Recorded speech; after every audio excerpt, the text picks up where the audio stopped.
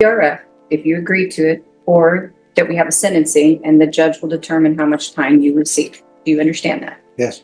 And since outpatient is not an option, would you like? First rule of Court Club. You break the county's 1998 fax machine. You pay for the county's 1998 fax machine. Translation. The judge is already signaling, I run a tight ship. Don't test me. Would you risk 8 years over a staple? Hello, Mr. Huerta. I don't know what How are you doing today? I'm doing. All right. So here's the thing: when you're brought over, and mind you, I'm not taking anything as true. I'm just putting you on notice. Yes, ma'am. One, you can't be taking pens. No, ma'am. All right. Number two, you can't be destroying stuff over there. Yes, ma'am. You understand? Yes, ma'am. So when you're brought over, you just need to sit in your seat. Don't touch any of the equipment, because that equipment, though outdated, is still expensive. Yes, ma'am. All right. I understand. So this is what's going to happen with your case. My understanding from your attorney is that you want to have a contested hearing. So what will end up happening is the witness that they're going to call, because both parties have told me there's only one allegation in the motion. And that allegation in the motion is that you did not participate in an evaluation. Yes, ma'am. So somebody's going to be brought over to testify, and they're either going to say you participated in an evaluation, or either they're going to say you didn't. Yes, ma'am. All right? Yes, ma'am. The only thing was I saw two different people for that. That's why I didn't know. The first one I saw, it was for the same evaluation. All right. So here's the thing. What you believe the facts of your case Yes, to be, Yes, ma'am. your attorney may not want you to discuss them with me. So what I can tell you is, according to the allegations in the motion, they are saying, and I don't take any of it as true because they'll present witnesses. They're saying that you didn't participate in the mental health initiative evaluation in custody. That's it. Yes, ma'am. That's what they're saying you didn't do.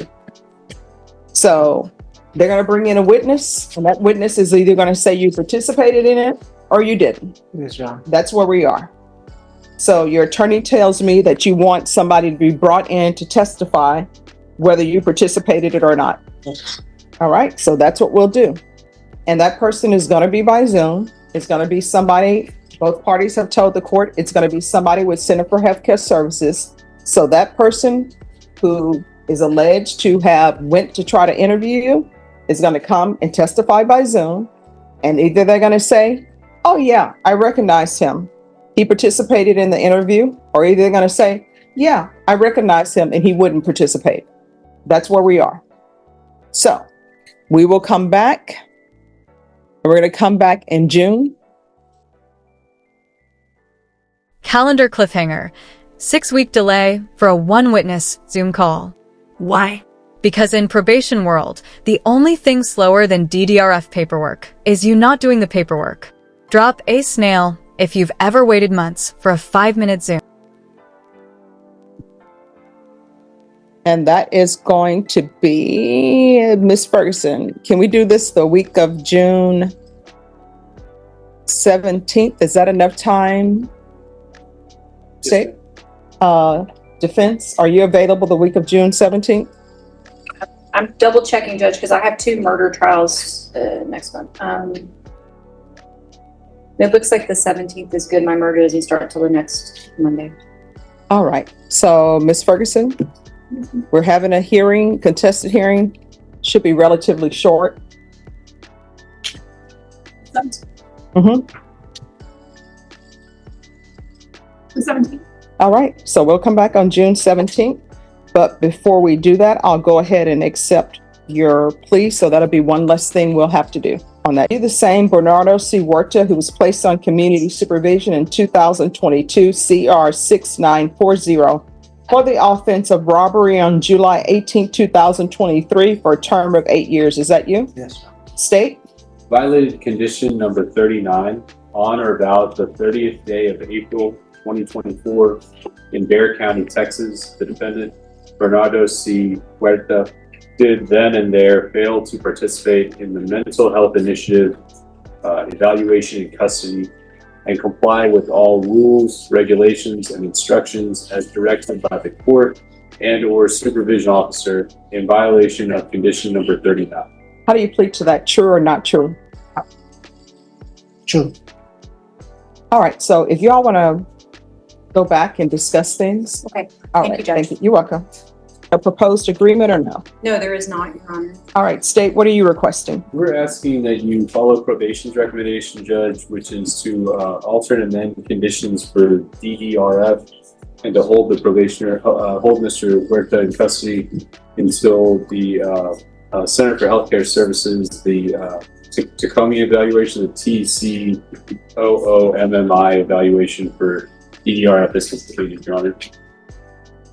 All right, defense, what are you requesting?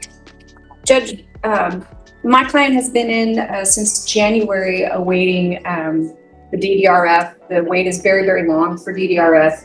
There was, yes, he's pled true to not doing the eval. He did a part of an evaluation and thought he had completed the entire thing. But he would like the opportunity to do some sort of outpatient. Gas on the grill moment.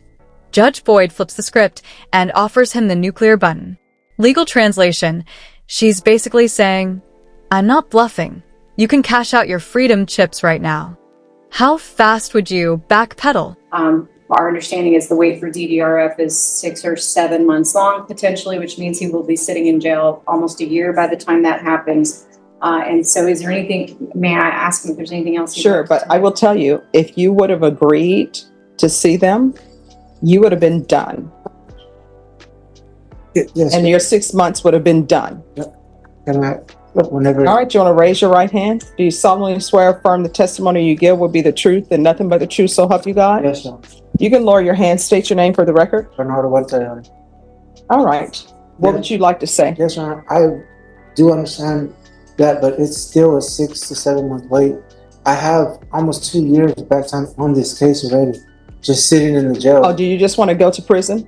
No, Your Honor, I don't. All right, so here's the thing. I don't Let's have talk. to- No, stop. Let me explain something to you for a moment. Let's go off the record for a second. I don't know why people commit offenses. You plead to the offenses that you committed. You're placed on probation. You get a motion to revoke. The reason why you have the DDRF pending is because you were here for a motion to revoke a violation of condition number 4. Guess what? If you were not placed back here for a violation for your motion to revoke, you never would have been waiting for a mental health evaluation. What ends up happening is people are on probation. They're excited about getting probation because they thought they were going to prison. And people will stand before me and you know what they will say? I can be on probation for life. I'm pulling my life together. You can ask me to report every day. I'll do it. I already know that's not going to happen. It's sort of like when people say, I'm 1,000% sure that I'm clean. You know what that usually means?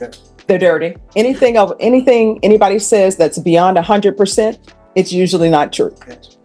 So you came before me with that. You were placed on probation July. Then February 2024, you had a violation of condition number 4. And I remember you. You came before me. You were so happy to be continued and not be revoked. And now you come before me. I haven't. And here's the thing though. I haven't got out of jail. Here's I've been in the jail thing. this whole time. Here's the thing. But the reason why you're in jail is because of your actions. Yes, Your Honor, I understand. And people will come before me, and let me just tell you what happens. Some people will come before me and they'll say, I don't belong to a gang. I don't do drugs. Or I pay child support. And I always ask people when they would say, I pay child support. What, you want a cookie? That's something you're supposed to do. Like, you're not supposed to be before me on motions to revoke because you're supposed to be doing what you're supposed to be doing.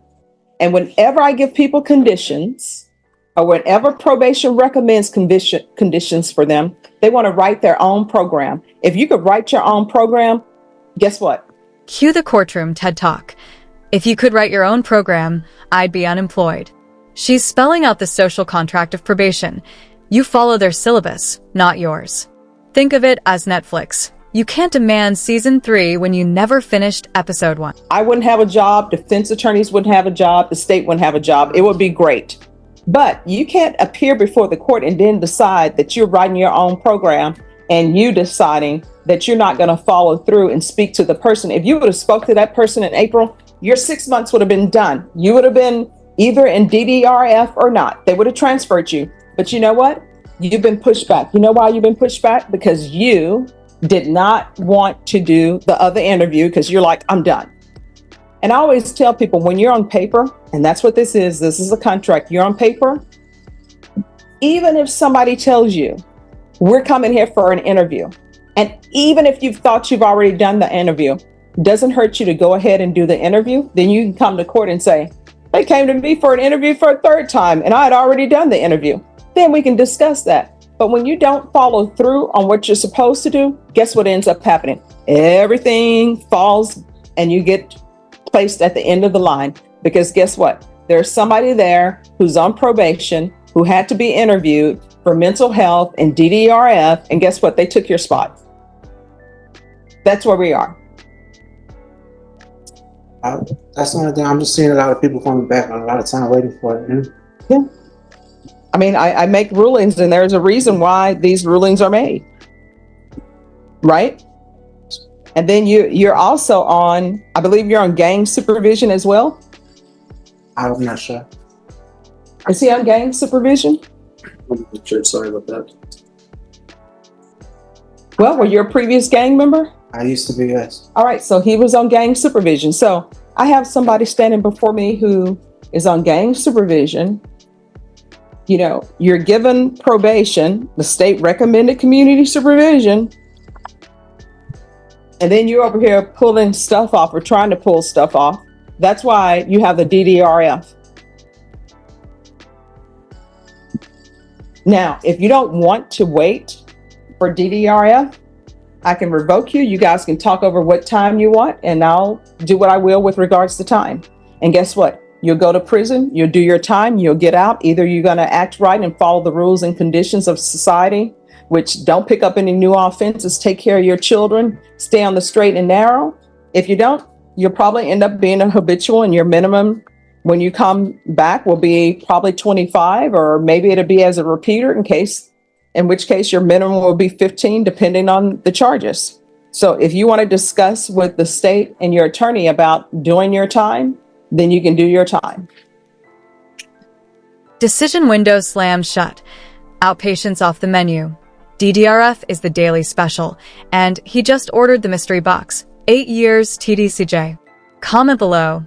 Is this pride, panic, or pure exhaustion talk? And legally, I have to give you credit for any time that you've been in custody towards your time.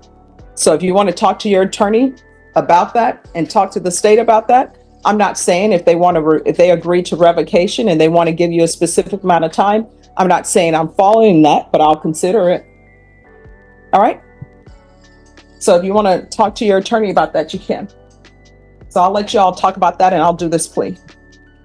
And Mr. Huerta, you're still under oath. All right, defense.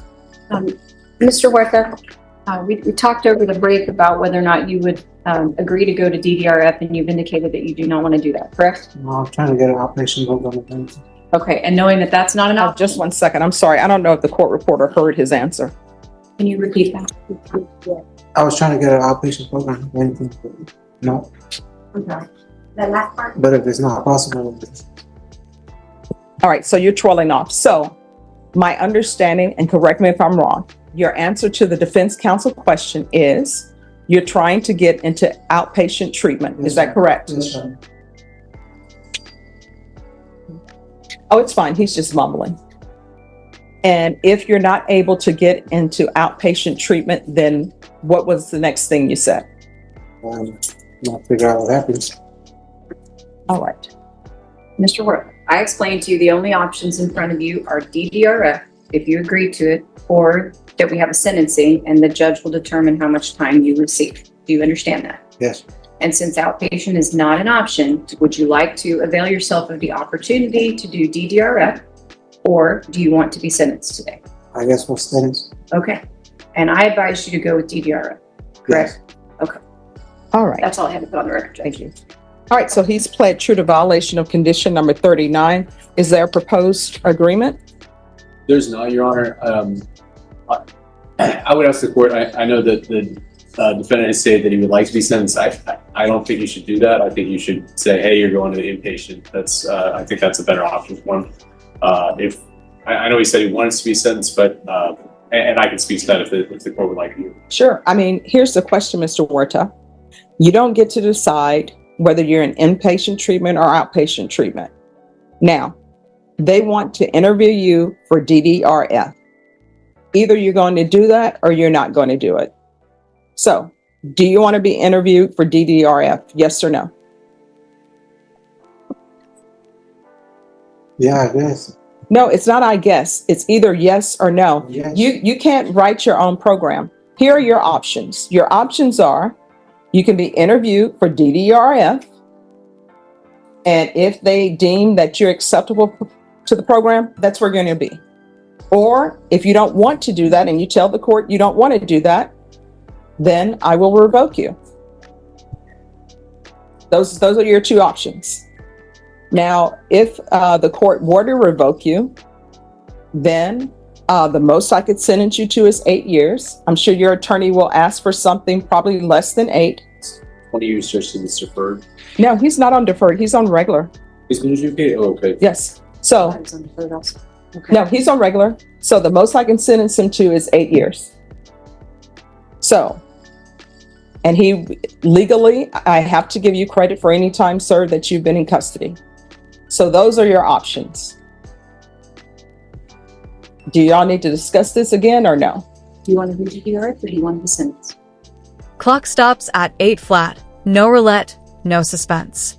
With almost 2 years already banked, he's looking at roughly 6 more. Translation: by walking away from treatment, he traded a 6-month rehab couch for a 6-year bunk bed. Was the price tag worth the gamble?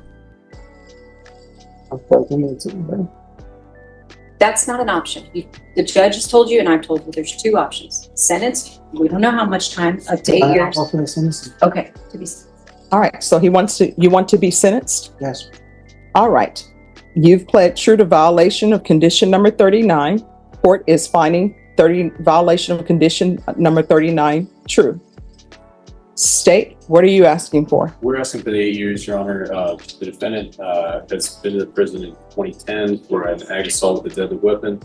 I know you've seen the SIPs in this, and I know it's a robbery, Judge, but it came in as an ag robbery. This was, the defendant was stealing from an O'Reilly's. When the employee tried to stop him, he pulled a knife on the plaintiff witness in this case, Judge. So this is an inherently scary crime, Your Honor, and so that's why we're asking for the 8 years, Your Honor.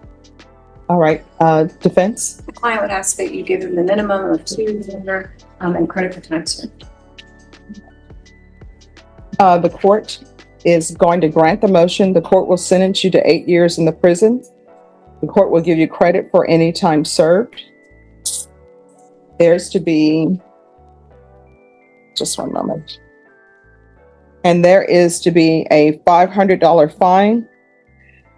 Time and money will run concurrent.